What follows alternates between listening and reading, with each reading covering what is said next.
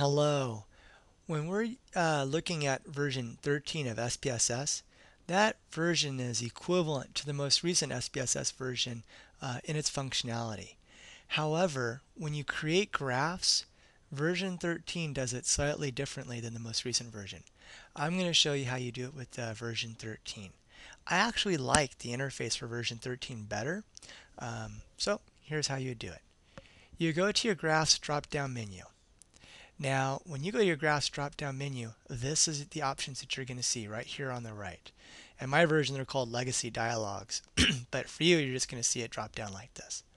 If you want to make a scatter plot, you're going to click on this option scatter dot.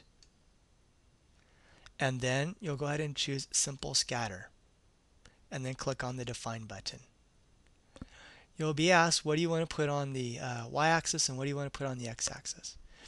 The variable that we're going to use to make predictions with, we put on the x-axis. It's called our predictor. So let's say I want to use how often people read books to make predictions about how much time they spend watching videos. How much time they spend watching videos, that's called the criterion. So the predictor, that's what you're using to make the predictions. The criterion is what you're predicting.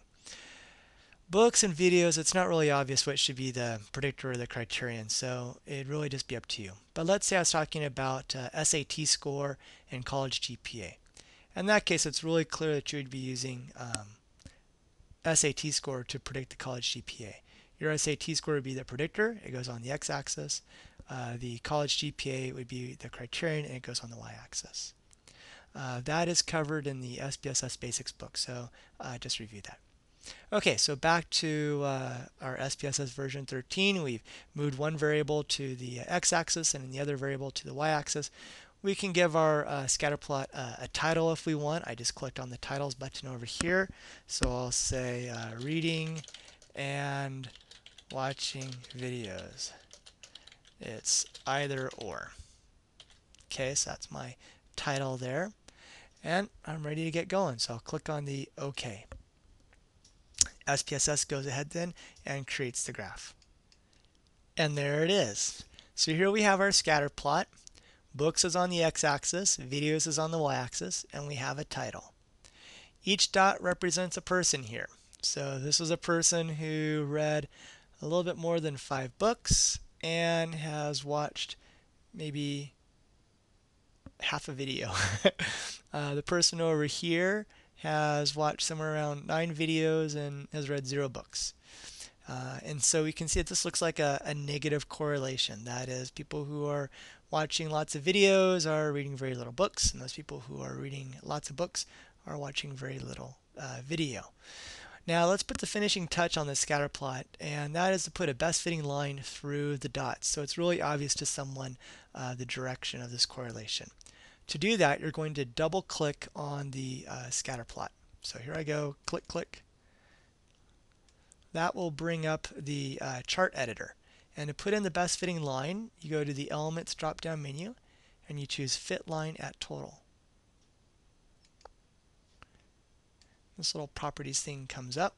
I'm not going to do anything with that. I'm just going to close it. Now my chart editor, I have this best fitting line through it. I'm done. I close it. And here's my scatter plot with the best fitting line. And I'm good to go. Okay, since we have the scatter plot up with these dots here, just want to go ahead and make a few other points. The closeness of these dots to this best fitting line, that's indicative of the strength of the correlation. If these dots were exactly right on top of this best fitting line, we would have a perfect correlation. The more spread out the dots are around this best fitting line, the weaker our correlation.